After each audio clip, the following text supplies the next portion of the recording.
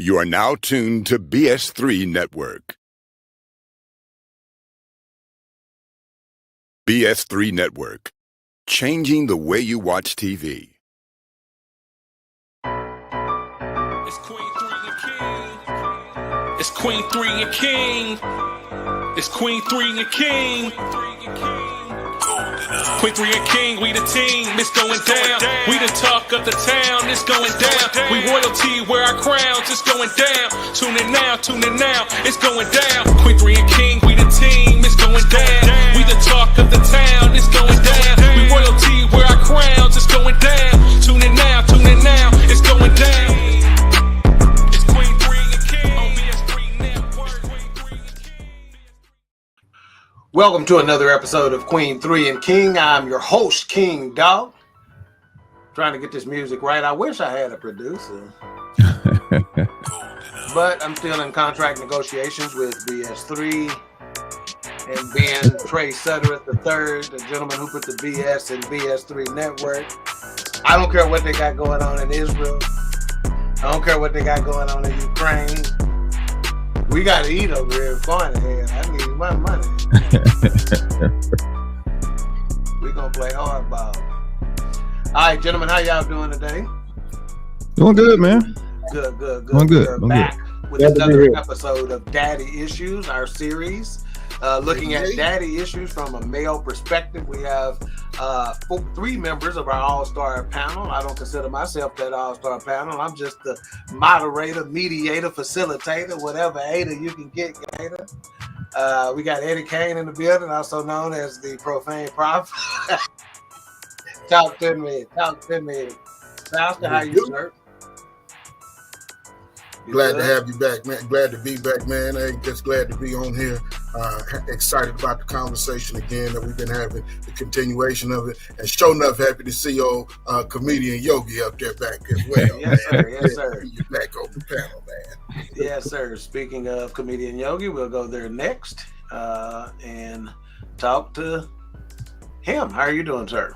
Hey, man, I'm doing great, man. Glad to be here. It's always a blessing and a pleasure to be on BS3, especially with all men. I'm sure we can find jobs for those women, like cooking, cleaning. Probably come at home they could be doing right now. So it's Don't start nothing. No shoes required if you get. Hey, there you go. Yeah, what they say. No shoes, no shirt, no shirt. Roll on that. That email address is. Yeah, Yogi Lou. And just let me just say this, okay? Because we from time to time, Queen3 and King, we love having comedians on. John Yogi is one of our repeat guests, our repeat offenders, should we say? Even though if you notice a trend, everybody we have on have a sense of humor, though. You know what I'm saying? It's just that's just what it is. That's part of their character and their makeup, right? Well, let me just say this, because we tease Yogi a lot, when he's on here. Number one, because he takes it pretty well. And he did go to a school called South Oak Cliff High School that on their spring break one year, they put, happy spring break, and they supposed to spell break, B-R-A-K-E. And so, anytime somebody uses a big word on here, I pause the show and I break it down for John and everything. But let me just say this. If you didn't know, comedians are really generally the most intelligent people in the room a lot of times. Seriously. I don't know if y'all done noticed that, but comedians, because of how they see life, are some intelligent dudes. And John is no different, Yeah. He's no different, really. He shocked the shit out of me the first few times I had him on. But I done got used to it. All right, and last but not least, we got Pastor on, the thought engineer, Pastor Smith. Talk to the people, sir. What's going on, good people? Good to be back on Queen3 and King once again. Looking forward to a great conversation. Absolutely. Been getting a lot of feedback about this one, of course, and people are ready for this particular part as we transition. Before I do that, we have some housekeeping. So we are live on Roku. Search BS3 TV and download today. Website, bs3network.com. Roku channel, bs3tvlive.com. Our YouTube viewers, please click the like button, subscribe, and hit that notification bell. All right. So now we're going to transition, and I think I'm just going to start with that basic question.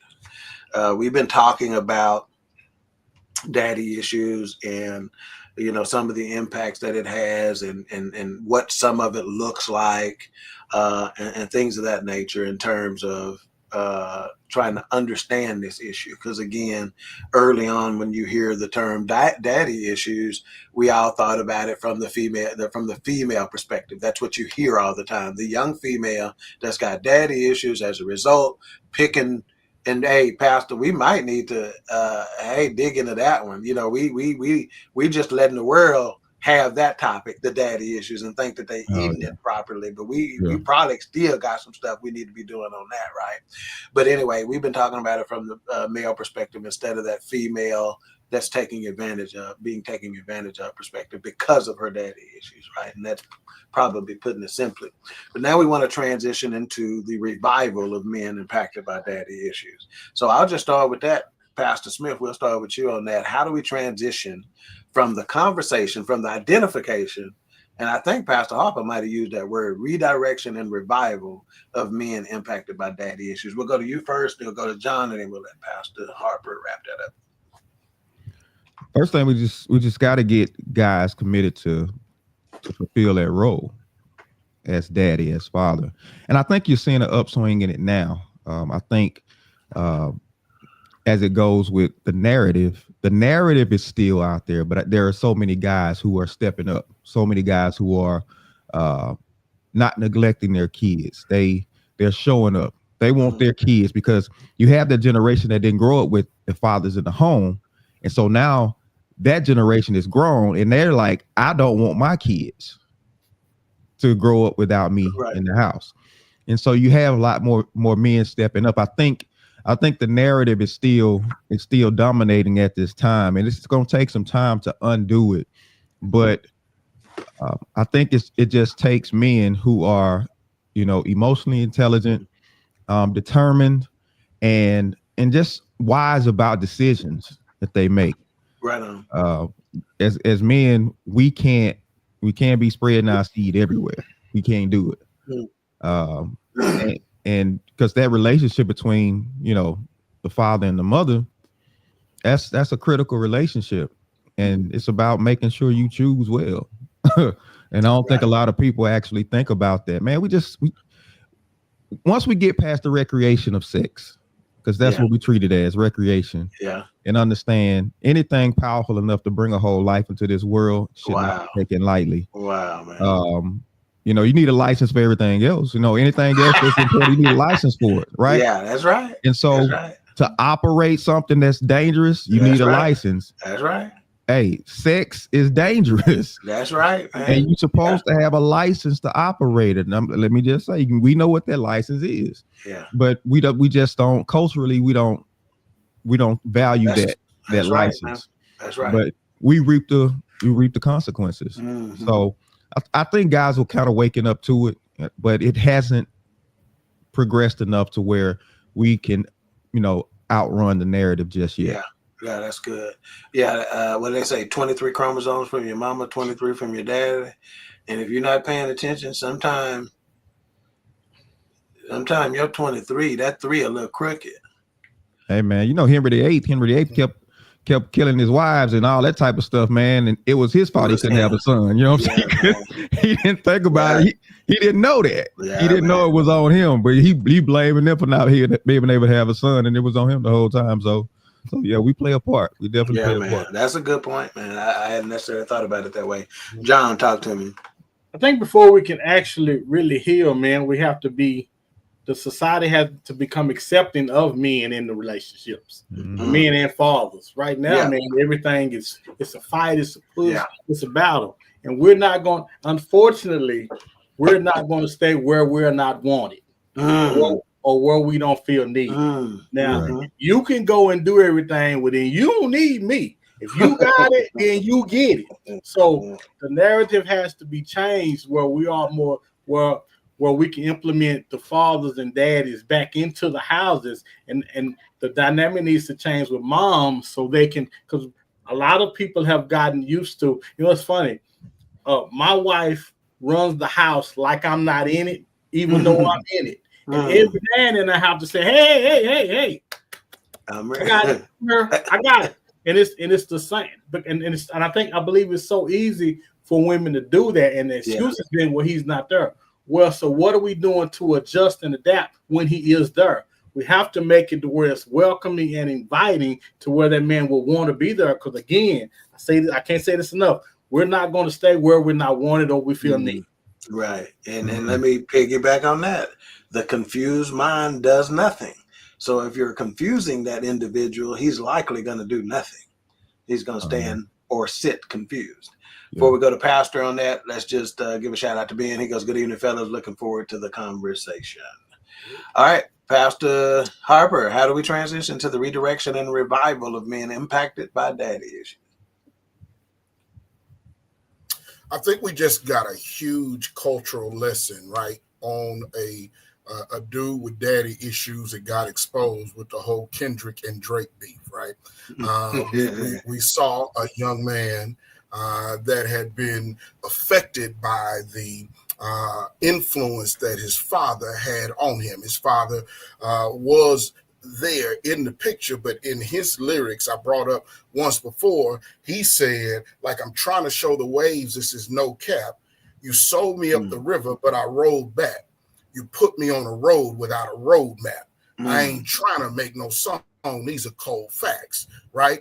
He's laying out the idea that he was someone who had his father engaged in his life, right? But that he gave him a road without the road map, without direction. So it leads to some of the stuff I talked about earlier in who we are. When we begin to talk about the revival, as much as Drake has been blasted in media and in our social landscape for the last year, it's actually going to be transparent and vulnerable moments like this from brothers who have been broken that are going to need to be able to put that brokenness up there, be able to say it out loud, right? And the first thing that kind of got you to want to bring me on was a statement I made during the men's conference, is that the majority of us have never had an opportunity to actually process from peace, right? To process our lives and to think about its direction from an actual place responding to the violence that had been done to us. That's what Drake is talking about in that lyric. That's what many of our young black men are dealing with, right? That's what the mothers are trying to protect them from, but they're giving them a fear element instead of a developmental element when they're doing it. And so we've got this unique mishmash of all this stuff coming together, both the presence or absence of a father, the masculine energy rising in the mother, and this young man in the middle of all of it trying to navigate identity and purpose, and he doesn't have a peaceful place to do it. So I'd say the first place we've got to start is to begin to create spaces where we can actually have these conversations fully, where that young man can be vulnerable, where that old man can be vulnerable, where we can begin to put those weaknesses and things on the table, talk about them without fear of repercussion, without shame and embarrassment. As we know, our Savior came to take that away from us and to restore us to Eden before we was hiding and covering up with expensive fig leaves. And that's what a bunch of our brothers are doing. That's what, when you see so much of the bravado of who we are and what we're dealing with right now, we covering up with very expensive fig leaves. And so to be able to get that brother to take off the chain, take off the rope, take off the car, take off all these things that create your identity, and say, now come back, young man, and deal with that brokenness that no one ever addressed in your life, or that young man will never be able to do that. And so the revival will start at the place of a shared brokenness and a place of peace. Did I finish in the middle of a disruption? You got me? Yeah, you can't. We were hearing you. You just were frozen.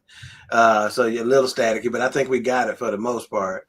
And let me just say this too. You mentioned, about the young man and the old man, and I'm just going to say this, and I'm getting this incorrectly. I'm telling you, I'm paraphrasing when I say this, but you'll get my point.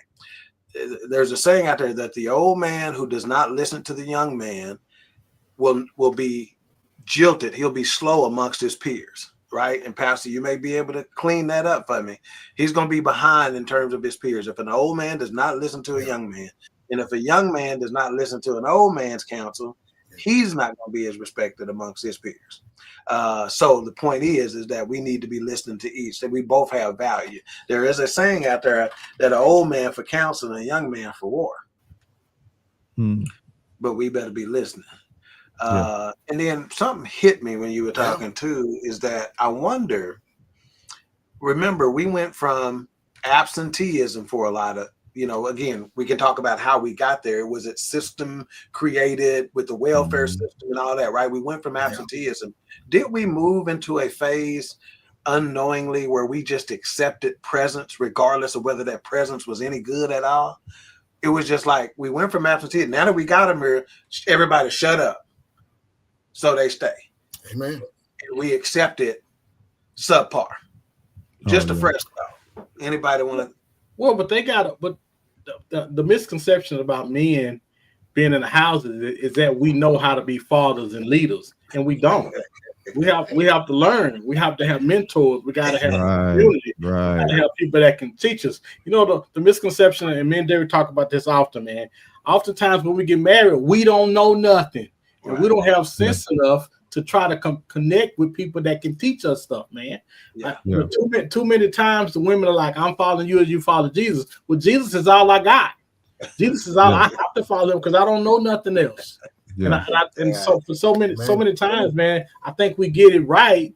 It's funny. My daughter's 31, and I got 31, 22, and 18.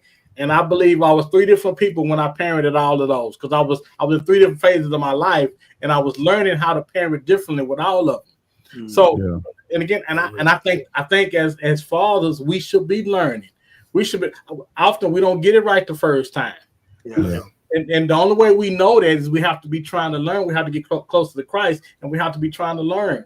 Man, listen, your parenting skills is only as good as the community that you involve yourself in. That's it. If you out on that island by yourself, then in lack of better, I'll be damned, because you're gonna be out there by yourself doing real bad.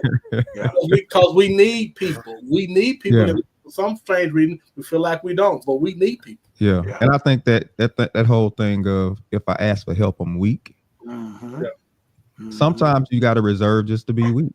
You talk about, I've observed, in my observation, I've seen how that first child is different than that last one, because, like you said, as you go through the experience, you learn stuff, and you have more correction to how you do it on the last child.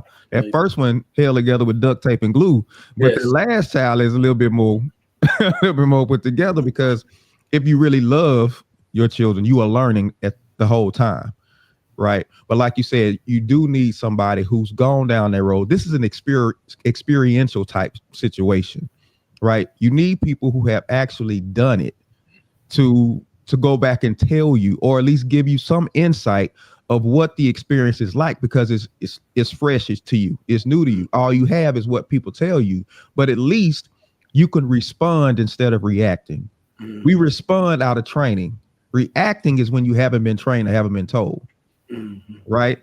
And a lot of people are reacting to life when we need to be able to respond. So you need that. That's why I keep telling people, we need elders back. We need elders. We need a collective standard of men who love their wives, love their families, who, grind for their families, and who can reach back and tell us, yeah, you're going to go through this, but let me tell you, how to navigate it. And each generation should get smarter at it. And like he said, like a profane prophet said, now you have children who come up in that peace. I tell people all the time, Solomon had peace at the expense of David's wars. Yes.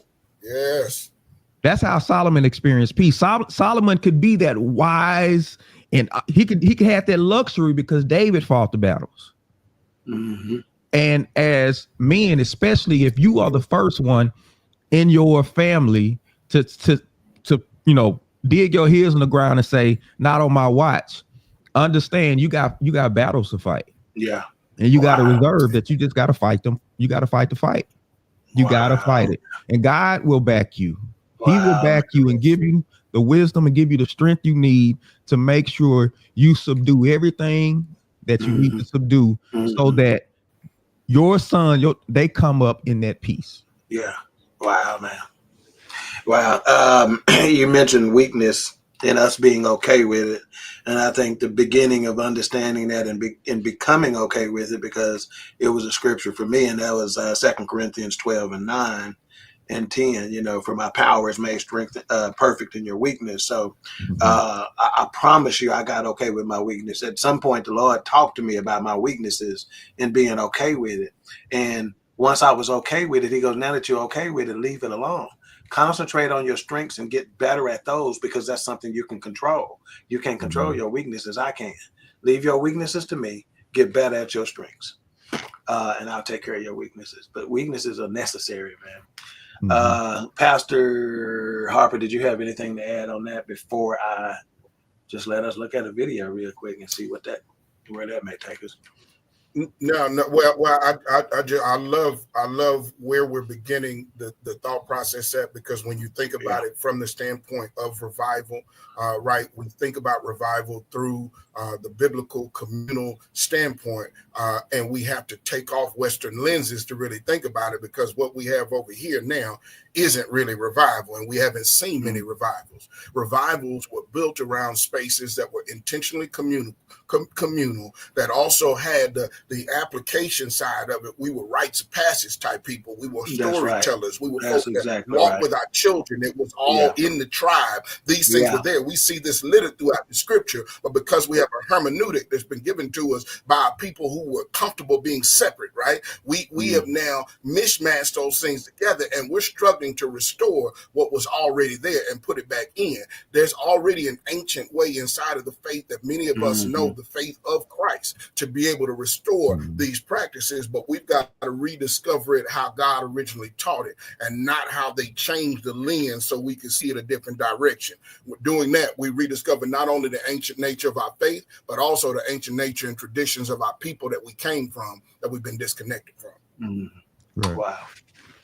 Wow. Let's look at a video and see if that gives us any. That's why you always see the niggas who got daddies seem a little bit more cool, a little bit more collected than the niggas who cute like they mamas. How do we move towards a place where black men aren't so emotional? You can't.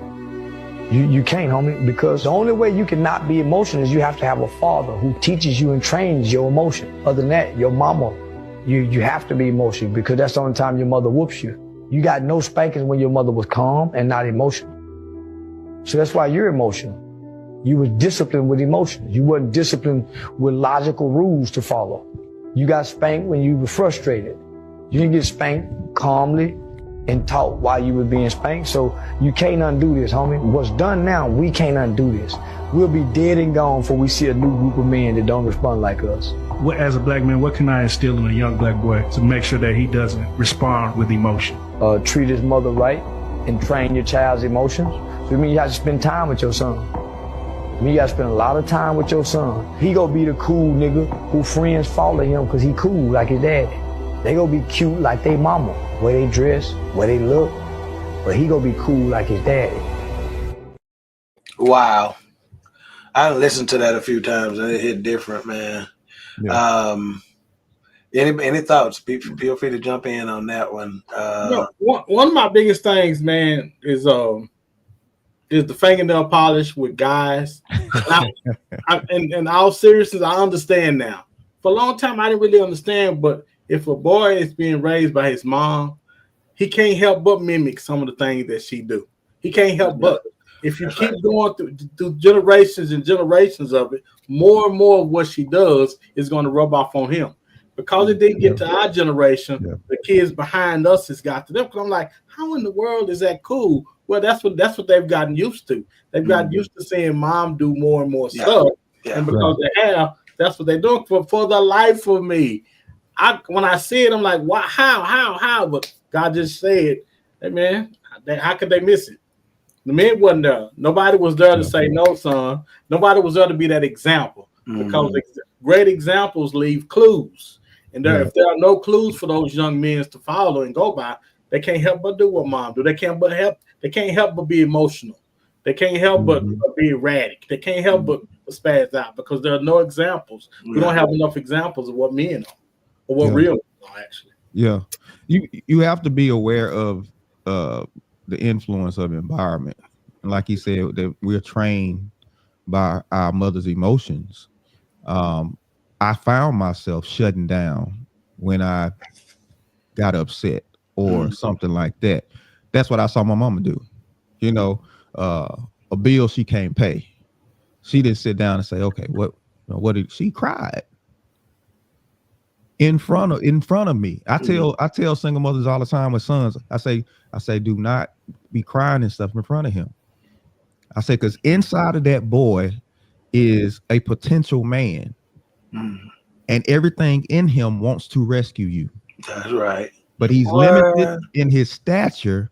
And so what happens is he grows up feeling just not able to handle it. That's right, man. I can't get it done, even when in his stature now he has ability, but now he's been shut down at an early age. So they shouldn't be introduced to that so soon, or there needs to be a man that, like he said, to help them interpret those emotions and let them know how to channel them. I like the guy, I can't think of his name. He's like he functions in like a dojo. He's like a karate instructor, gray beard guy, black guy with the gray beard, and he deals with a lot of little boys. He'll catch them in an emotional moment and he'll settle them and have them talk through it. Yeah. Especially when they get ready to shut down, he'll push them, but he'll tell them, this is what you're dealing with. This is fine, but this is what you have. Man, he's really starting to pick up in popularity. Yeah. I can't think of his name, but I love how he does Wilson, that. right? Jason Wilson, right? Yes, I think that's his name. I think that's his name. But that's what every house should have. Yeah. Every house should have that man. And like he said, man, like Charleston White said, you can tell guys who grew up with the father. Remember, I gave the stat the last time. Every Super Bowl champion quarterback that has won a Super Bowl, what they all have in common is they had a present father in their lives. Wow. Every Super Bowl champion. You think about the Eagles quarterback. Yeah. You think about all the adversity he faced leading up to him winning the Super Bowl, Jalen Hurts. Yep. Going back to college. Yeah. If you didn't have a strength of composure, and there was no way you would have got that. There was no way you would have achieved that goal. But who was the first person who was one of the first people he ran to after he won the Super Bowl was standing right there was his daddy. Yeah. Yeah. We emotions is a big one, right? Now, granted, we don't want to be robots. I love that. No. It's not about being robots. It's actually about mastering your healthy emotions and being able to master those that are unhealthy as well.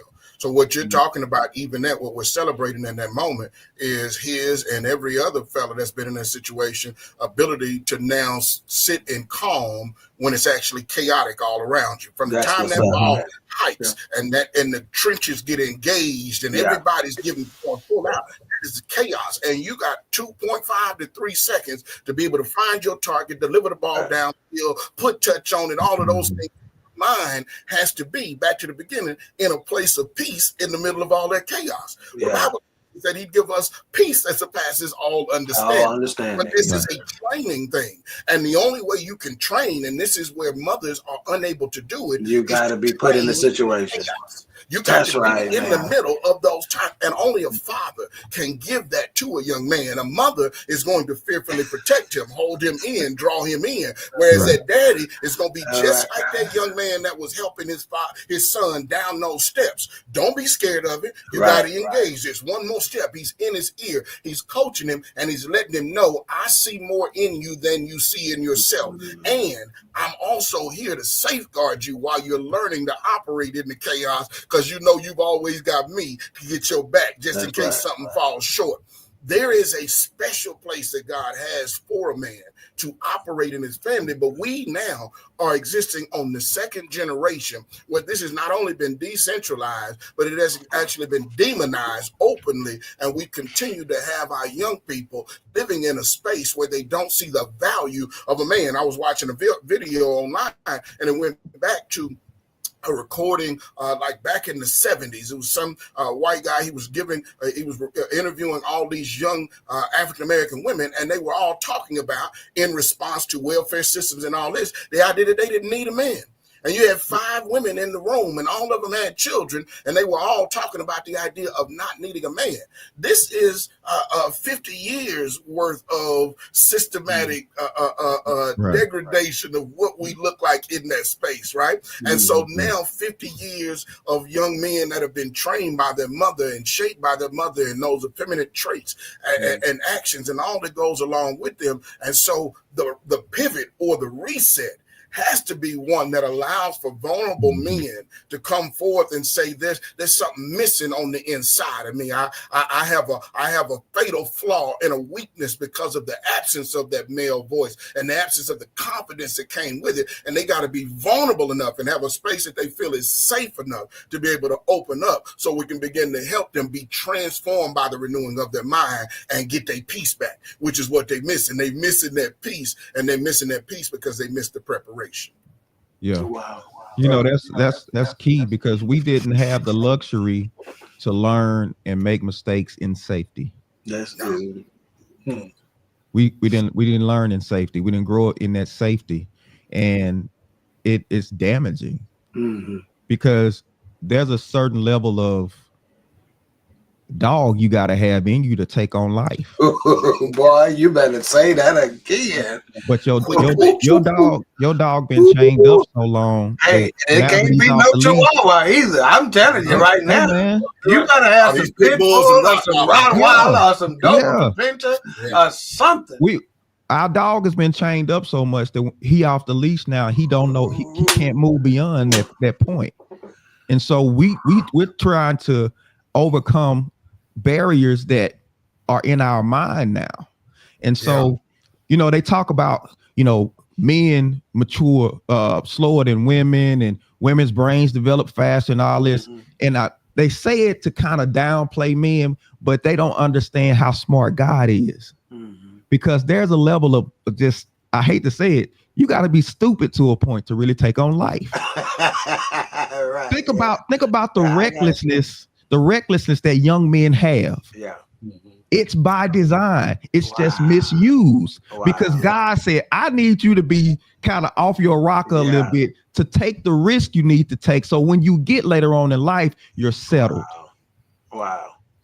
By the time our brains move into, because what they're saying about maturity just means you settle into a more family oriented, more societal way of thinking. That's what they mean by maturity. Yes, sir. And so we don't get there as fast because we are supposed to be going out there and taking on life. And we can't have this thing in us that's second guessing ourselves and all this type of stuff. We can't have that. Yeah. I called it in the previous episode. Boys have to have a natural intent to dare to discover. Right. That is what they look. We're creators. We're builders. We're the ones who are going to say. And that boy gets that at a young age, or he does not. Yeah. Wow. Yeah. My daddy went there to wrestle with me.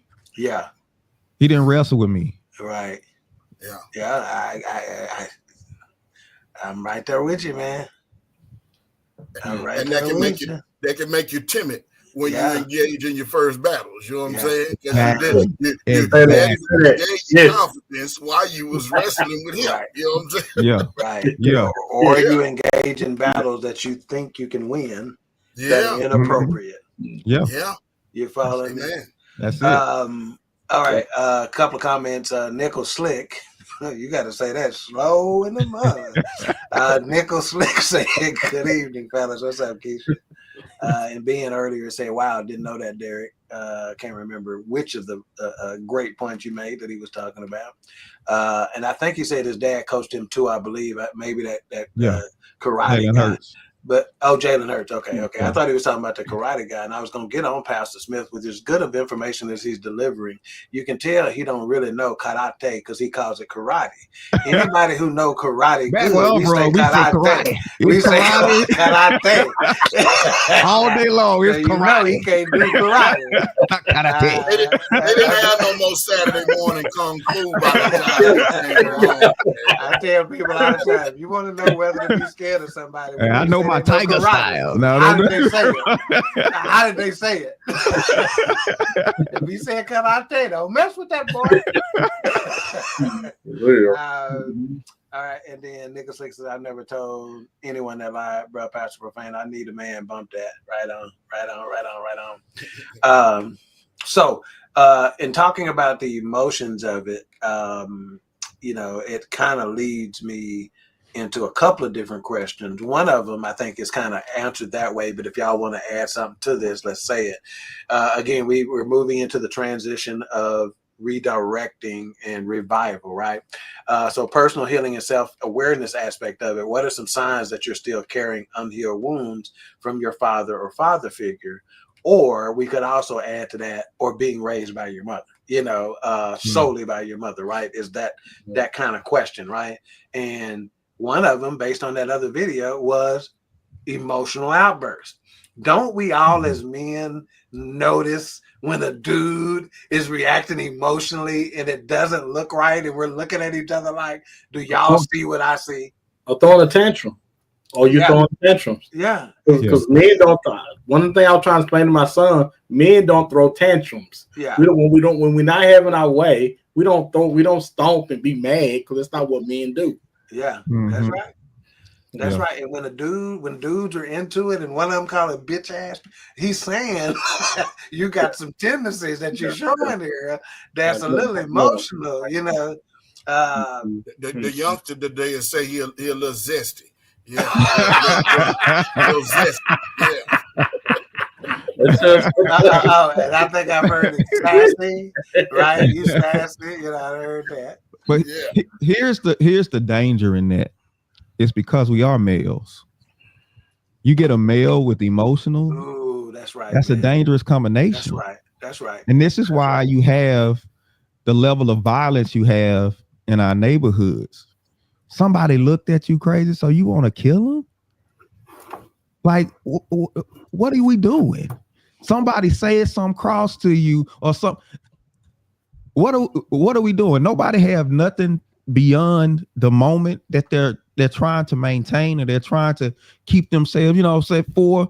And when we got the power we have as males, I'm specifically saying males for a reason, because I said last time, the man controls the male.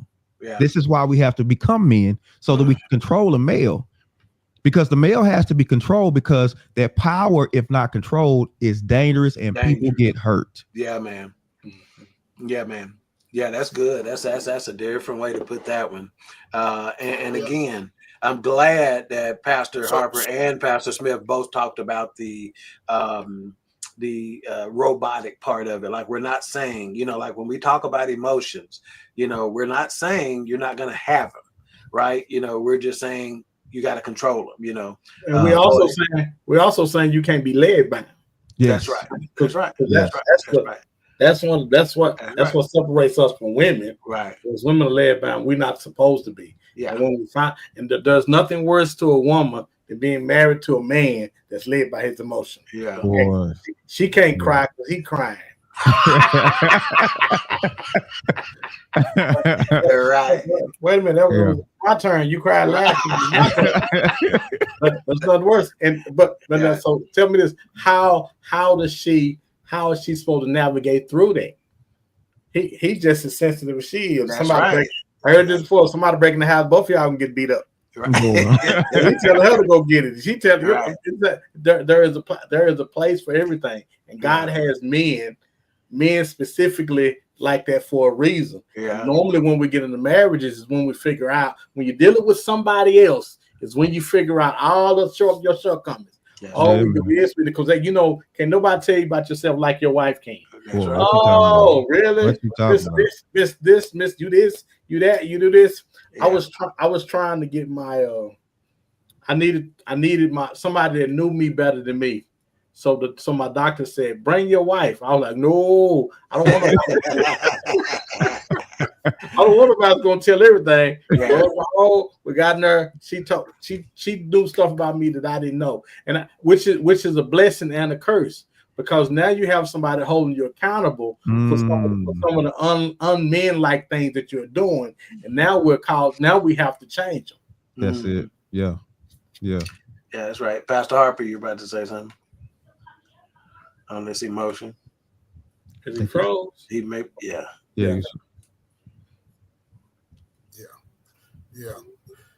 I wanted to take that that question and go a little bit further, right? I believe when we start talking about signs that you're still carrying unhealed wounds from your father or your father figure, or from being raised by your mother, I think oftentimes that's dealing with our surface and not our generational issue. And right now, what we're talking about is a generational issue, right? So how far that goes back and where it comes from is really what we have to be trying to heal. I can't just have personal healing in the middle of this, or what I'm going to end up with is a fragmented understanding of what I'm fixing. Right? Oh, wow. When the truth of the matter is, there was a recent article that came out, and epigenetics is kind of the study of the footprint and the imprint, right? Biologically on us of issues that our family members have dealt with before. It's how things are passed through the genes, and they are showing how the anxiety and the fear of a father can actually be transferred through the semen that's going into the womb. So I want us to pause right there for a minute and to think about what we're looking at currently.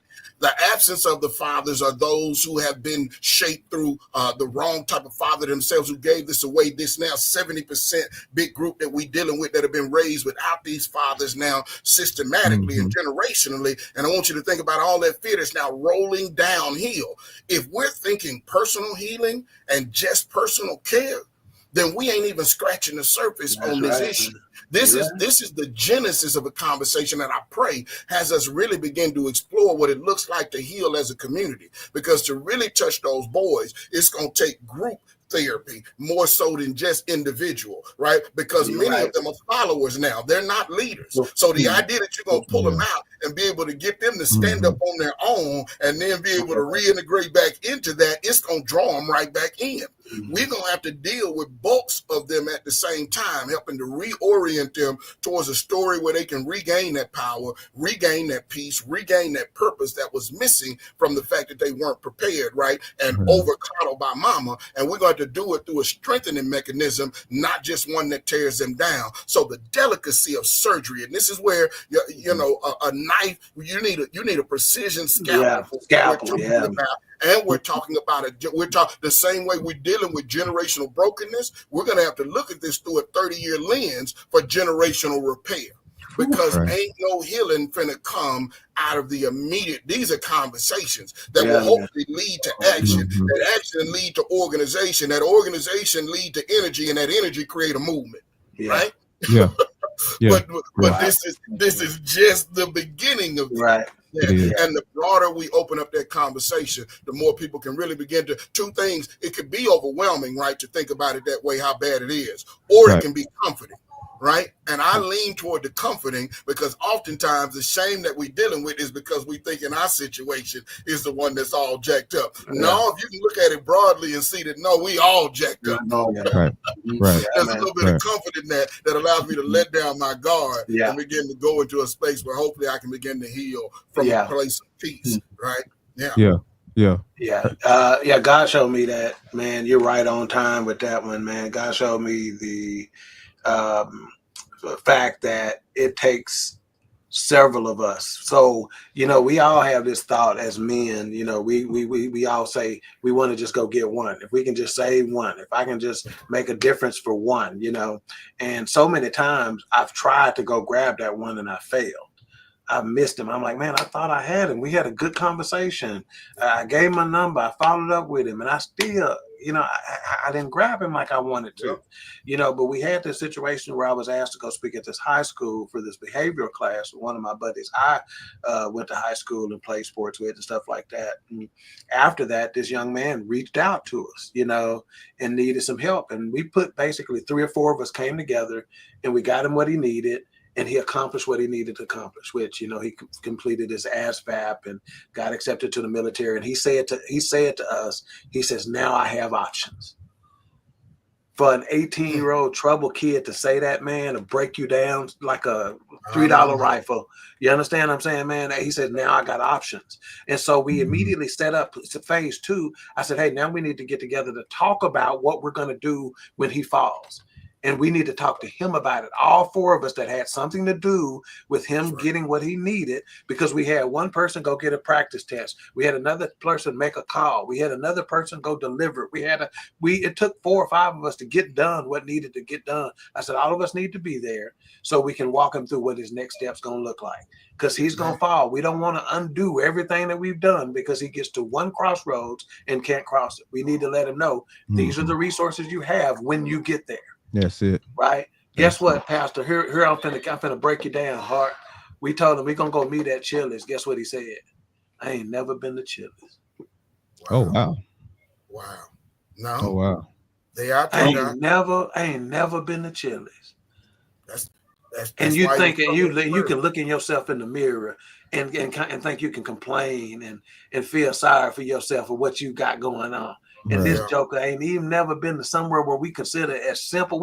Some of us are turning our nose up at Chili's. I was just gonna say, y'all get out of here with some Chili's. Hey, I'll take my 3. I'll take my 3 for 15. What you talking about? That $10.99 burger better than any of them drive-throughs. So to talk about it takes a community, it takes a village. It is that we are not paying attention to that aspect of it quite enough. It really does. Number one, I can't do it by myself. I lack what I need to complete his journey. I gotta have some other men to help me do it, because you got something that I don't have that he's gonna need.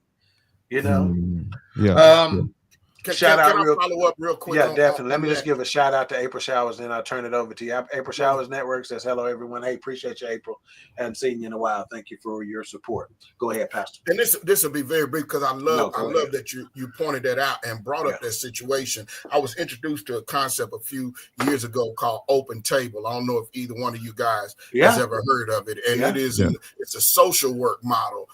You see it in social work, nonprofit organizations, but it's the idea that you're bringing one kid to the table, one young adult to the table, but you're bringing 10, 12 mentors to the table at one time. And all of them are handling one aspect. One may be helping him get his license. The other one may be helping him prep for job interviews. The other one might be the one that actually has some on-the-job training for him. All these different things that come together so that somebody that's coming either off the street or coming back from prison can get fully readjusted. And you got a guiding light with all of these people that are around you. So some of our children are so lost, they're not going to be able to do it without that. And it's either going to be through the open table model where one of them is embraced in love with all of them, or we're going to have to get some group settings where enough of them can hear the tone of what we're saying, that there's a group enlightenment. So now this becomes something that all of them or half of them out of that group might be able to chase. So now you have the group accountability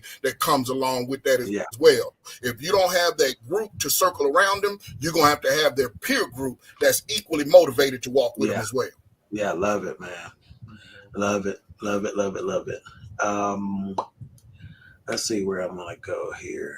Okay, this is one, because a lot of folks, we all know them. We've been them, where we, woe is me, right? There's a thin line between taking personal responsibility for your healing without taking the blame for it. In other words, it wasn't my fault, so I'm gonna sit in this. It wasn't my fault. Instead of sitting in the how do I get out of what wasn't my fault. You follow me? So what does it look like to take a personal responsibility for our healing without taking on the blame for what happened to us? Well, if you want to be, by us being Christ-like, we want to be better. We want to be better than our fathers were. We want to be Christ on earth, and I think that comes with self, being self-aware of where you're, like we said earlier, what your strengths are, what your weaknesses are, and trying to heal and be better from your weaknesses. If you know you have issues, father issues, then you need to talk to somebody. It's important that you talk to somebody, because a lot of the stuff we have hidden, and you are only as good as the help you are seeking. That's right. Yeah. And that I think that goes for most of us, man. We all have blind spots. It's important that we have people that can tell us about our blind spots, and it's even more important that we go do something about it. We don't have enough examples of men. It's imperative that we do whatever we have to do to be a better example of what real men are supposed to be. We're talking about putting groups and stuff together. It will be easier to put groups together if we could go outside and find real men.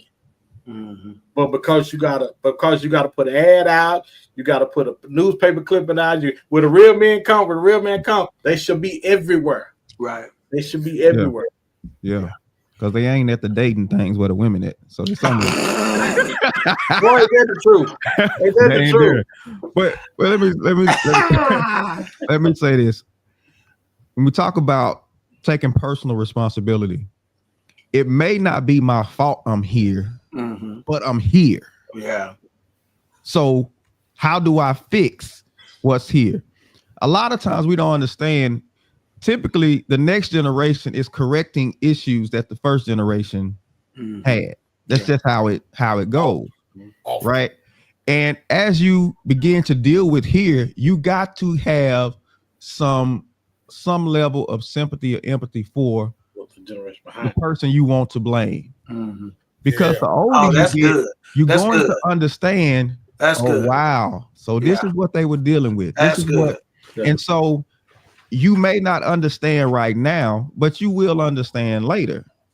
You know, Daddy wasn't there. But there was a reason. I'm not saying it was Mama, but something about him. Something about him. He said, "I'm not saying it was Mama." I'm not saying it was Mama. Oh, Mama catching strays over here. Ain't she, man? No, but we got to be real. That happens. That happens. Right. I know guys who wanted to be there, and because of the drama between them and the baby mama, they just but Daddy had things that he was trying to overcome. My father, his dad had 11 kids, and none of them was by his wife. And so now my dad, he had outside kids, me being one of them. Yeah. So he had issues. So I can't necessarily look at him. You should have known, even if he knew better, did he have the tools? Did he have the tools to work with to correct? Yeah. So if he didn't, how can I form those tools? How can I get the information I need? It's like, okay, some and it's a bad example, but some of us come here with debt. Yeah. You know what I'm saying? Mama them put light bills or something out in your name, and you fold. You know what I'm saying? Yeah. But as much as you want to say you was wrong, the bill's still there. Okay, let's pay it and we got to believe that God will give us grace to overcome. That's what's up, man. Hey, man, I love that.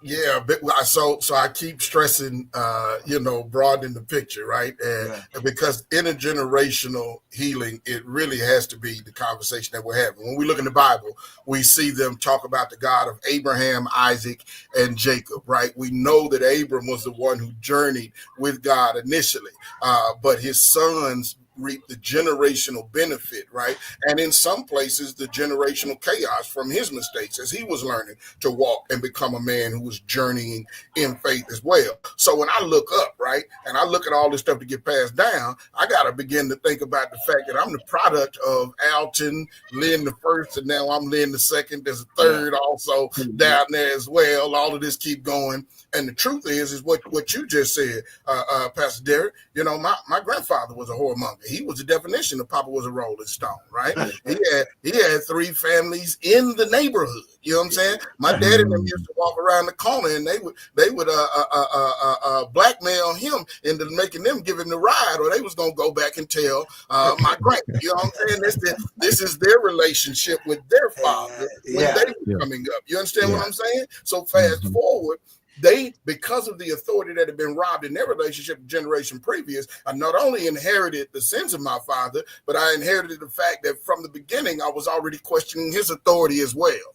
And so now these things get received. So here's the truth. I finally wake up and got to look at me.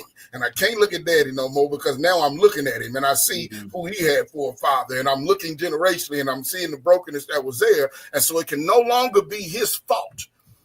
But it also can't be my fault. When I look at the generational trauma and the legacy, good or bad, I've got to recognize it ain't my fault, but it is my fight. That's here where we are right now, I've got to fight to begin to do something different so that a different ripple and wave can be sent through the generations that are coming in front of me. And if I don't make it my fight, then my children are going to be having this same conversation 10 years from now on their podcast. And I don't know what the children's children and children's children are going to be dealing with. And so my primary job is not about taking all of the blame, because that's not healthy. I did that for a while as well. That led to dealing with depression, being under and being overwhelmed by the situation. That's not the answer. But I didn't heal until I recognized I needed to pray for my father because he was unhealed. Once I prayed for my father because I recognized the unhealed wounds in his life, God began to let me see with a little bit more clarity, see the generational nature, the breadth of healing that we're dealing with, and help me understand that I'm going to be dealing with, he's in denial right now because he can't take, he sees it, he knows it's his fault, but he can't say it's his fault. Right? So he'd rather simply be in denial and use his drink and all the other things that he uses to deal with that thing. I've been in that same denial and used the same coping mechanisms as my father. I stand clear of that today only because I made a decision to forgive him. So if you're still dealing with fault and blame, you have an unforgiveness issue that you're dealing with, and you got to forgive others, right? The same way you have been forgiven. So you're not going to be able to appropriate true forgiveness inside of yourself, and you're still holding on to bitterness from the ones that were broken before you. That's real. As you can see, in the relational growth and repair part, that was the question. So he's exactly where we were. No, that's exactly where it should have naturally led, and I'm glad it did. Is the forgiveness.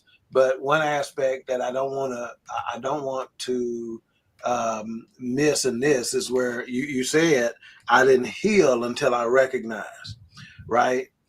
And I, as you were talking, as Pastor Smith was talking, I was thinking to myself, can we have personal healing without self-awareness? You got to be self-aware in order to have personal healing. And then Pastor talked about generational healing and community healing and cultural healing.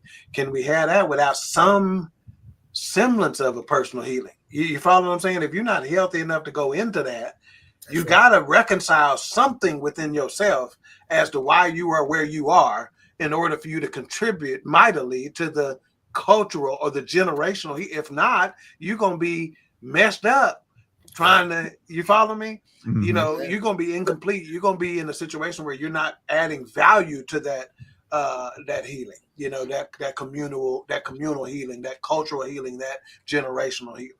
John, you were about to say something. But it's not enough to know what our grandfather was and his father was. It's not enough for us to say we don't want to be like them. It's not enough. It's not enough just to say that. No, it's not enough to say I don't want to steal. I don't want to do this like them. But because it's in you, it's gonna take more than you to do that. You gonna need Christ. Come on, some folks that missing that. Yeah, it's you missing that, because if you ain't jumping up and down shouting out that comment, because it's in you, it's gonna take more than you. Yeah, absolutely. If if an egg get cracked and it's in that cake, it's coming up. No matter how you hold it, no matter how you wish, Lord, I don't want to be in it. It's coming up because it's in there. Yeah, it's coming up. Yeah. I think it was Albert Einstein that said a problem can't be solved at the same level it was created. So you need something higher than you. You need something outside of you. And this is why Knew you was gonna come through. Knew you was gonna come through. this is why submission to Christ is so important. You got to tell yourself, listen, I don't know nothing. I'm leaning completely on your understanding, right? Because I don't understand. And the problem with us, and this is one of the most detrimental things about that father issue, is we don't respect authority. We don't like authority. We don't respect authority. And I tell people all the time, this is why we don't like to look at Jesus as the Lord. We like to look at him as Savior, because Lord makes him an authority. I don't deal with authority well. So now when he says, don't do this, don't do that, now you trying to control me and all this type of stuff. Like, absolutely. You're like, but yet and still, I want to be rescued. But the rescuing isn't in taking you out of the circumstance. The rescuing is taking the circumstance out of you. Yeah. Because that's where he's trying to get to. He's trying to take the circumstance out of you, but you got to be listening. You got to submit to his authority. And let me tell you, submission is not natural. I tell it to anybody. So anybody listening, man or woman, submission is not natural. This is part of our divine nature. We understand the value of submission. And we do it to, you know what I'm saying, so that we can grow, so that we can. The seed has to submit to the soil for it even to begin to sprout. Yeah. Yes, sir. So if we're in Christ, we got to submit so that we can grow. And we grow in him, not independent of him. It's not like you trying to grow to where you get out your mom and them house. No, you're in him. You got to stay planted. You got to stay rooted in order for you to grow and grow strong. And as you grow and grow strong, you now become a resource to those around you because you figured some things out. You've become an authority. And that's what we're striving to do as men. We're trying to become authorities. Yes, sir. So that we can be of help. And the last thing, the devil makes us single focused and single minded to where all we see is us. And when he does that, we never see that we have a greater responsibility, a social responsibility to our community. I have to control me so I don't mess up my community. I don't mess up somebody else's house. I don't mess up somebody else's life. So let me control me because I understand I am a part of something bigger. Amen. So I can't just be focused on, what I want. No. I got it. The Bible says, let no man seek his own, but every man another's wealth. I have to be thinking about what's going to be good for the next person. Yeah. And how I move and how I operate. Wow. The piece that I wanted to just touch on here, because we had talked about, recognizing what took place behind us and even some forgiveness words that were spoken and not dealing with unforgiveness.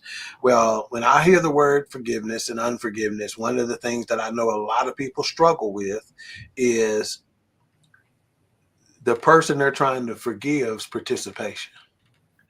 And it ain't gonna always, right? So I want y'all to talk on that just a little bit. They're not gonna always engage in your forgiveness.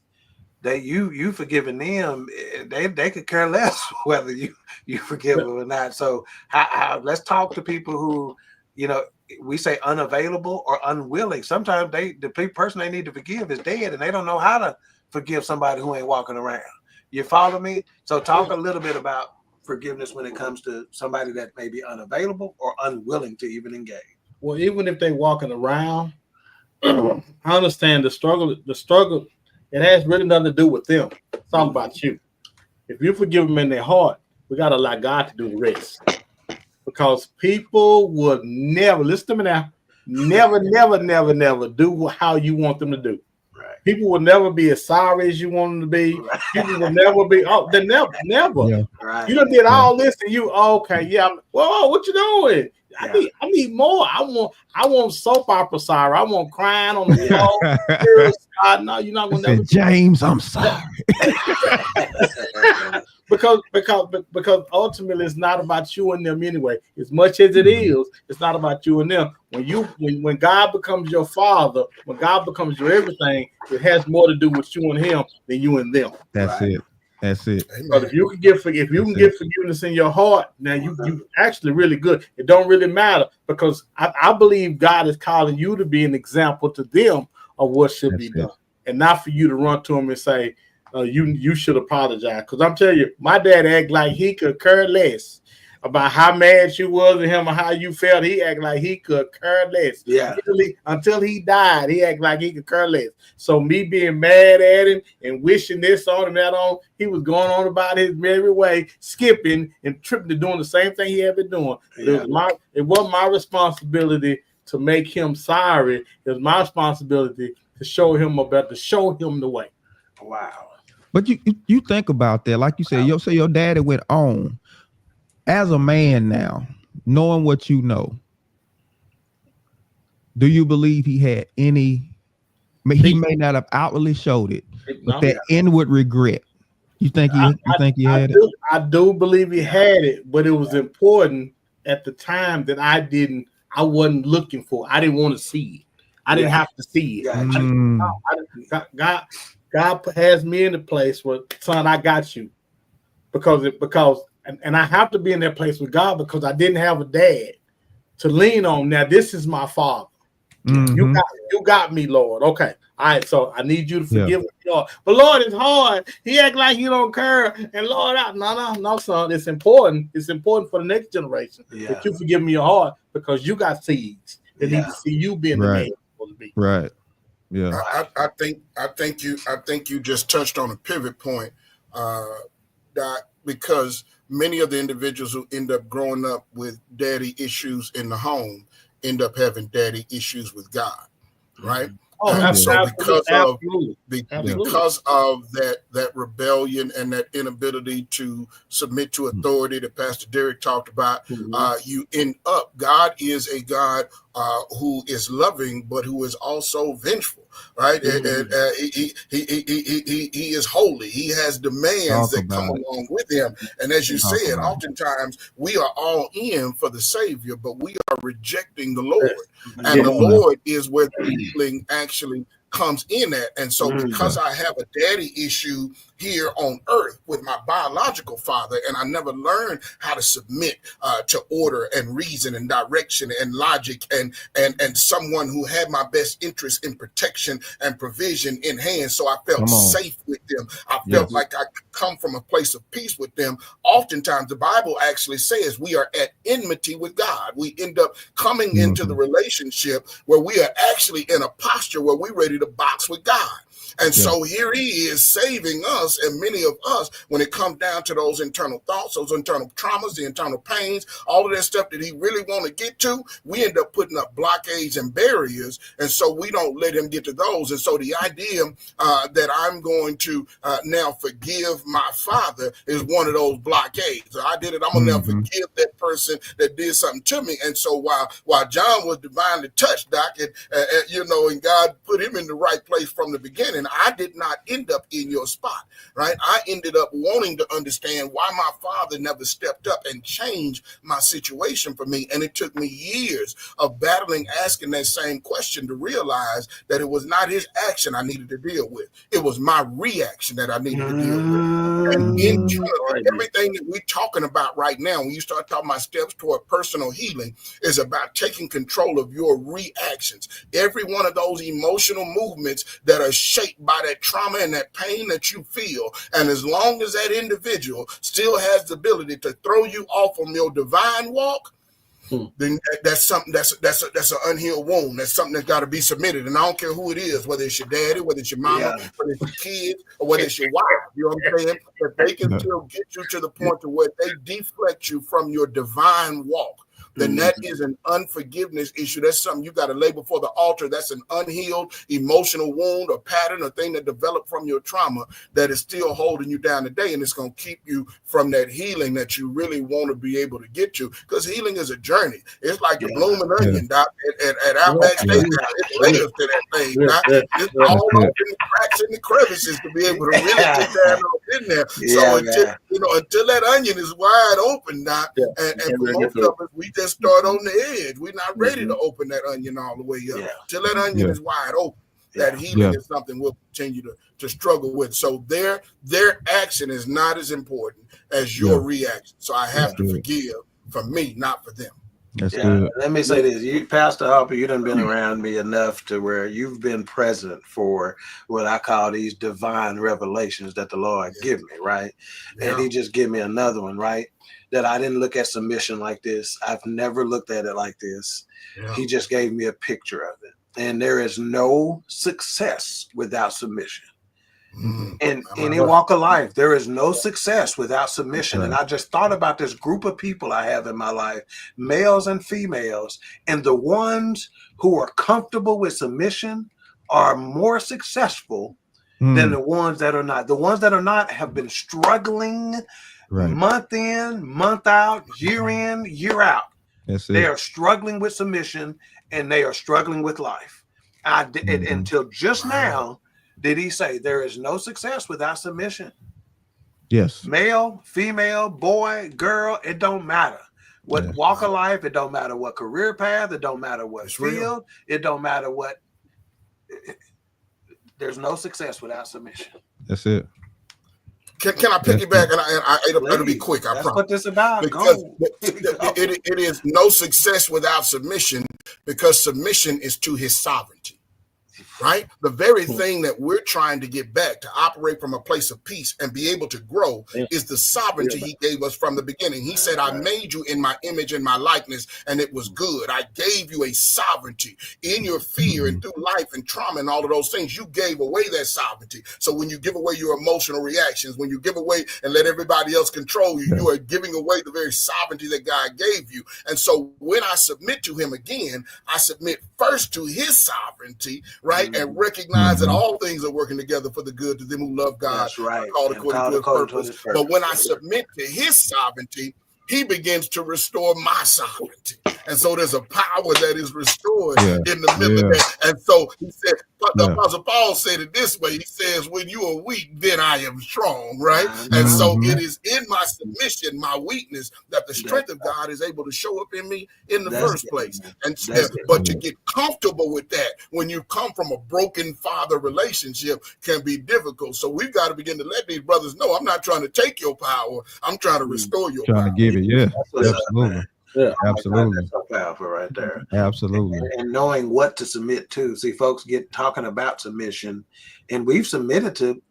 Excuse me, we got some. I'm talking to John right now.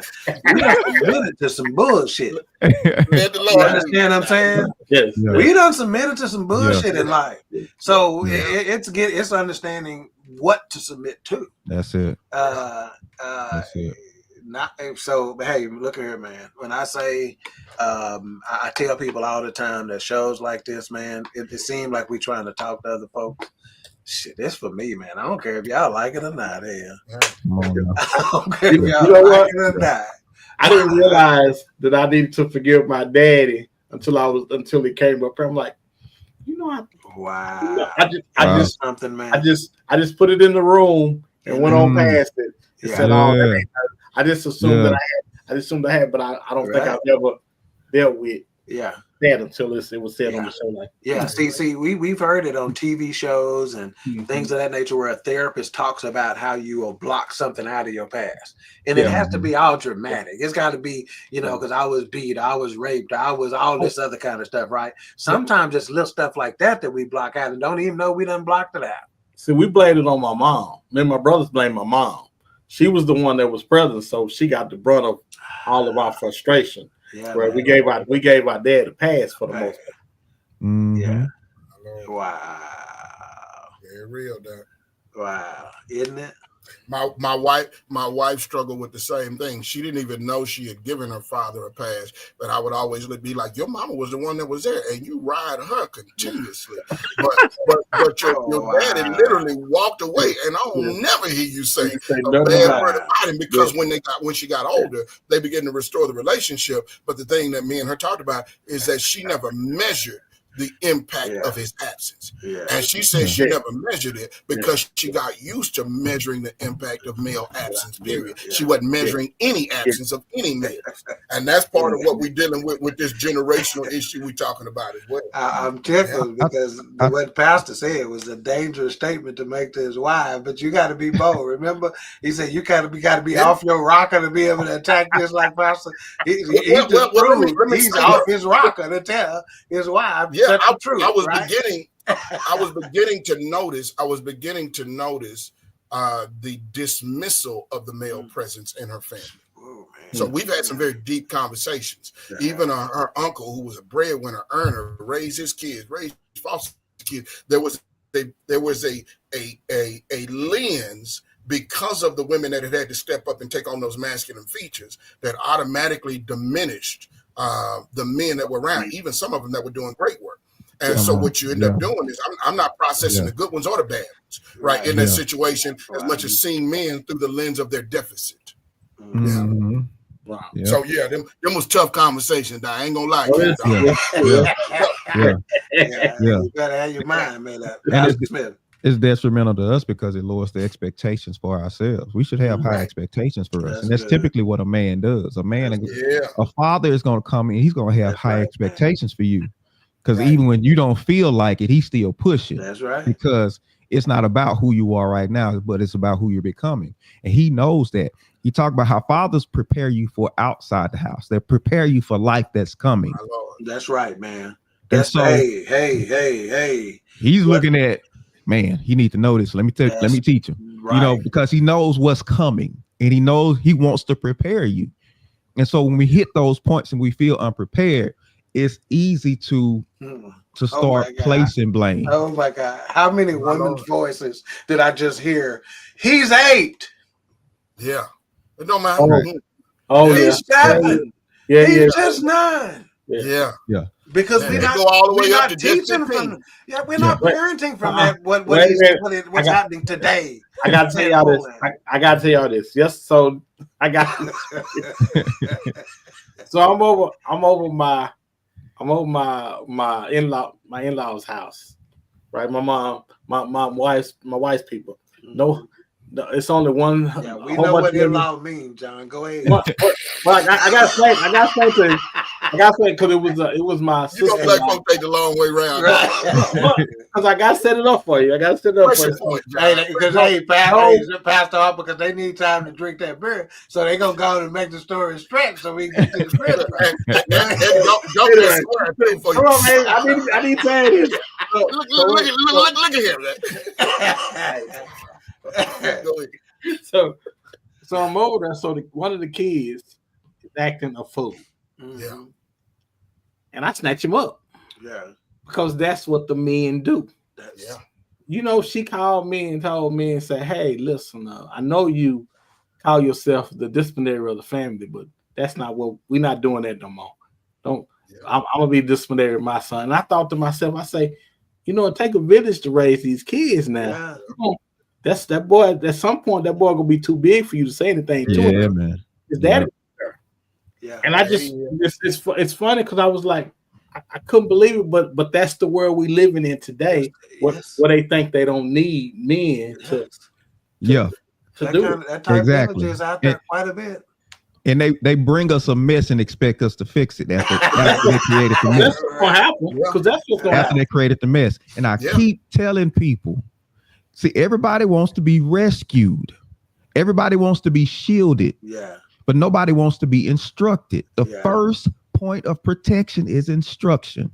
If there is no instruction, then can you really say you want my protection? He's telling the truth. You're talking to a military guy here. Yeah. Protection is part of it. Instruction is part. There is absolutely no. That's the very first thing. The first part of protection is instruction. We are here to protect this country. God me show you how. God instructs us to protect us. He instructs us to protect us. Wow. All we see is I want to do what I want to do, and then when consequences show up, save me. That's how we play God. That's how we play everybody. That's how we play life. Like, no, make the choices, make the right choices on the front end, because I've Guilty. set before you today Guilty. life and death, blessings and curses. Yeah. I said it before you. Yeah. Choose life, but we keep choosing death, trying to get to life. It don't work that way. Lying. You ain't lying, because sometimes choosing that death is like living life. Hello? It's like it feel like life. Come on, Hey, Pastor, I don't think you hear me, huh? It's like it feel like life, don't it? Hey, man. Yeah, You deal with artificial so much, you don't know what's real no more. Like that. I'll let me 25 years later when it feel like death then. Right. When that doctor got you on 15 pills. Right. Right. You better say that. Boy, you living. Is this living? They never operate with that life that you got in there. Right. you better say that. Right. All right, we got the philosopher in the building. He goes, "Good evening, fellas. I hate that I missed the show, but as I can see, you all didn't miss a beat. Appreciate you, brother. We get you on part 5." He goes, "I too gave my father a pass, but what I didn't realize was how much I needed a father until we started doing this show." God, dog. Yeah. And we ain't talking about we talking about a sharp brother right here. I done been around Freeman for over a decade. You understand what I'm saying? This is one of the good ones. I said it like that. This one of the ones that get it, man. And he didn't realize until just now. Boy. Yeah, but you know, First Corinthians told us that there are not many fathers, right? Right. That we have many individuals who can teach, but a father is there for those elementary, rudimentary, mentoring, foundational principles that give a son the confidence that he needs to navigate, so you're not asking all of those questions later on down the line. When a father does not put that stuff in him, part of these conversations me and my wife have been having has been really rediscovery of self. And I was wondering why, even though my father was the guy he was, which handed down so much that I've had to figure out how to get rid of, and I'm still trying to figure out how to get rid of, right? Yeah. I had all these other men in my life who were preparing me, who were training me, whether it was through Boy Scouts, or whether it was through church, or whether it was coaches that I had. And so there was an enormous confidence that I had as a young man that I felt like I could conquer the world. I did not feel like I couldn't do anything, even though I had come from a situation where my identity hadn't been handed directly to me, that roadmap by my father. So when those things are missing, I had all these individual pieces. But when I got older, I didn't necessarily feel like I could go back to all those men, and some of them passed on and some of them moved on, and all of those were there. So I had the deposits of the information that they had given to me. But there was a point where even then, your father has to remind you of what's in you. You go back to Simba and Mufasa in The Lion King, and although his father had told him and all those things were there, Rafiki had to remind him that he was still there with him. There's an abiding presence that you need. So even for a G3 who's getting older, or for us as we deal with these issues of daddy issues as well, that is the reality. The Bible told us there aren't many fathers, but we need more fathers. We need some more folks both deal with that issue, grow from that space, rest in the peace of God and the purpose of God, and then get bold enough to begin to teach others so that some of these fatherhood gaps can be filled in, man. Yeah. This has been a show of revelation and confirmation as far as I'm concerned. And when G3 talked about he didn't realize how much he needed a father until we started doing this show. Well, what I just realized is that first of all, we all have tanks. Each individual has tanks that need to be filled. And no one person can fill all of those tanks. You need it from other places, right? Guess what? We have been fathering each other. I've been getting a look. Why are we drawn to each other? Each one of you can say, I was drawn to y'all at some point, and I told y'all. Each one of y'all in my own way, I had conversations with y'all that said, I'm drawn to y'all. Me and John went to lunch. Me and Pastor after one of his sermons, and me and Harp after a couple of different, men's conferences. But guess what? I just realized. The men that I'm closest to, I'm getting a little fathering from them. even though some of them may be a little younger than me, Derek. Mm. Some of them may be back, but I'm still getting a little fathering from them, which is why I'm drawn to them. Because the real man not only wants to father, he wants to be fathered, man. Yeah. Boy, you better say that.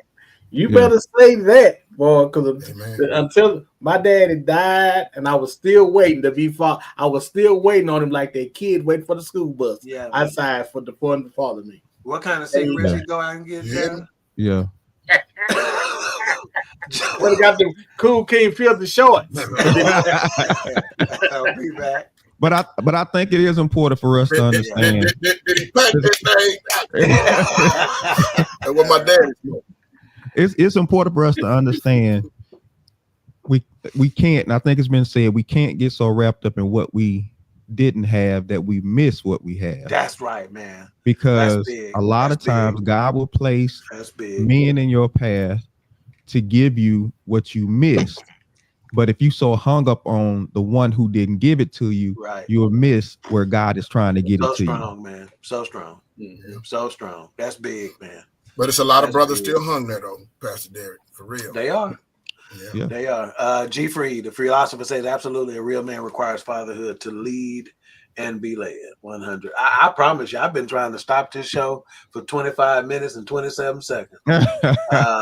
And just couldn't, man. It just the information just keeps coming, man. And it's so healing, man. And it's like I want so much for brothers to get this, man. I really do. It's like every brother I see, it's like, man, you gotta have this. This is like you're more concerned about the flu vaccine and the COVID vaccine and the measles now that it's an outbreak. This the vaccine you need. Right. Yeah. This the vaccine you need. That's it. All right, let's give some final thoughts. We'll go John, Derek, and Harp, and we'll close this one out, man. All right, so my final thought for this evening is, first of all, thank you guys for having me on the show, man. It's been awesome. It's always a pleasure serving with real men of God. You too, Doc. Pastor and Christian. It's one of the things I that jumped out in my head is all types of men. You know, even when there seems like there's a void in our life, God still finds a way to bring men in your life for different things. Yes. I remember I was playing football. Wow. And I was a freshman in high school, and I was actually really good, so I was kind of feeling myself. So the coach was telling me to do something, and I was talking back to him while he was talking to me. And he took the football, and he must have hit me in my head about 30 times. Guess when I stopped talking back?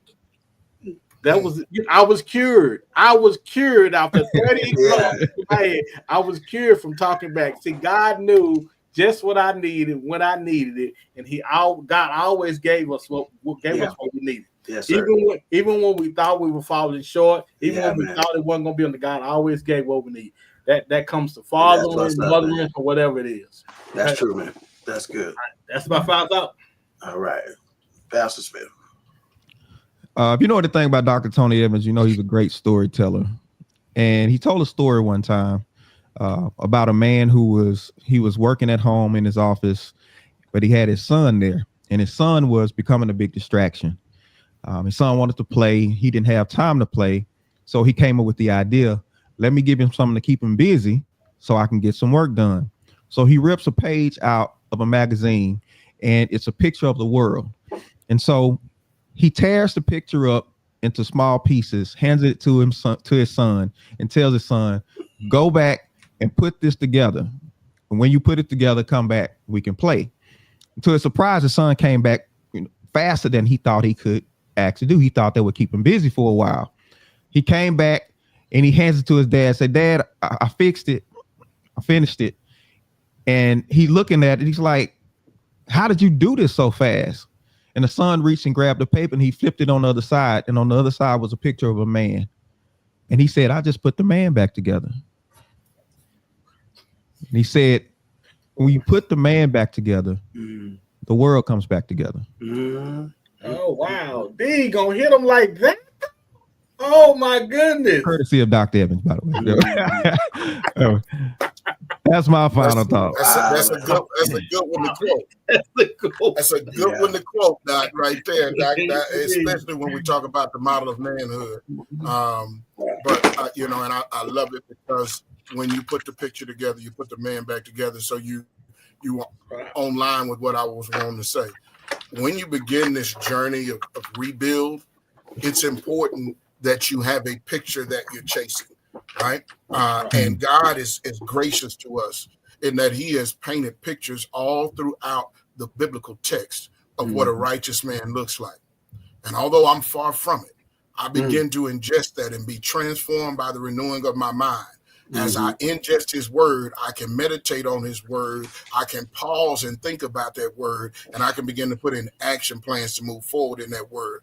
Read it for those young men who do not feel confident, for those older men who did not have guidance. Reading through the book of Proverbs, 1 per day for every 31 days in a month, 30 when it's on the other month, is 28 when it's in February, and 29 in a leap year. But read one every day and read it consistently, because you'll see things consistently that you have not seen. When you do not have your biological and your physical father present, you can begin your own rebuild and your own revival with the word of God. And I'll leave you with this, Psalms 1, the picture of what a godly man can look like. This is the psalm, which is, many of these were written by David, but this is the way of the righteous and the end of the ungodly. The Bible says, "Blessed is the man who walks not in the counsel of the ungodly, nor stands in the path of sinners, nor sits in the seat of the scornful. But his delight is in the law of the Lord, and in that law doth he meditate both day and night. He shall be like a tree planted by the rivers of the water, that bring forth his fruit in season, whose leaf also shall not wither, and whatsoever he does shall prosper." Yes, sir. Those are promises to you. Take them in. Just if you are a lady on this call and you have a son who is dealing with these, struggling with confidence, struggling with his identity, put those proverbs in front of him. Put those in front of it. Psalms is an imperfect man wrestling with God. Miss David wrote a lot of those Psalms, and he was not perfect, but he was a man after God's own heart. So it shows his ups and his downs, the fact that he had to wrestle with his emotions, which sometimes were unchecked and got him in trouble too. This is all in the biblical text. Get the picture of righteousness from God, begin to plant those seeds off in you, watch the revolution and the revival start, and it starts with each one of us. We are a revival of one, and I'm grateful to be reviving my own heart and manhood in this community of brothers that we're on this call. Well said, man. There's nothing left for me to say. I'm gonna give a shout out to the chat room. Mika said the educated queen said I almost shouted. And I'm gonna get a shout out to a couple of people that showed us some love. Leah Dawkins, Mika Baldwin, that's wifey and sister. Also, shout out to Theodora Harper, the Blue Streak Free. Saritha Lorraine. Now, y'all don't know Saritha Lorraine, maybe, but you know Saritha Lorraine because her name's Saritha Lorraine. That tell you a lot about it, don't it? Keysman Webb in the building. What's going on, Deacon? We got Dre in the building. DeAndre Randall Sr. What's up, Smoke? And then, of course, Ben Sutter III. We appreciate everybody for tuning in. Again, get you a young man out there and get this information to him. Please direct him to BS3 Network. Direct him to the Queen3 King YouTube page, Roku TV channel. Let him watch the first 4 parts of this Daddy Issue series. And I promise you it'll be well worth his time or her time, because I think we've also discovered some value in those moms and those wives getting this information as well. If you are to be a helpmate, this will tell you what he needs some help with. Again, part 5 will be coming up at some point down the road next week, though. Next week on Queen3 King, we are going into a little lighter-hearted conversation. We will have a couple of comedians back with us. We will have Mike James of the Dry Bar Comedy Special and the Opry. He's got an Opry special, and we will be having a show called Don't Touch Shit. It's a show about mamas, the things that mamas used to say, and that's one of them. We used to go and don't touch shit, don't ask for shit, don't look at shit. So we're gonna be talking about the things mama used to say. It's entitled "Don't Touch Shit." So join us next week, 7:00. Mike James and also Bobby McGinty. He's just a regular guy. That's how I like to introduce him. But again, hey fellas, I appreciate y'all, man. Again, great stuff as always. We'll see y'all again on another episode of Queen 3 and King. We see you looking, want beef, then we cooking, bro. Bring the hook in. Queen 3 and King, we the team. It's going down. We the talk of the town. It's going down. We royalty, wear our crowns. It's going down. Tune in now, tune in now. It's going down. It's going down. We just hit you with another one. It's going down. We just hit you with another one. It's going down. We just hit you with another one. Tune in now. We just hit you with another one. It's Queen 3 and King. It's Queen 3 and King. It's Queen 3 and King. It's Queen 3 and King. It's Queen 3 and King. On BS3 Network. It's Queen 3 and King. BS3 Network. It's Queen 3 and King. On BS3 Network. Queen 3 and King. BS3 Network, changing the way you listen to podcasts. BS3 Network is now on Roku TV under BS3 TV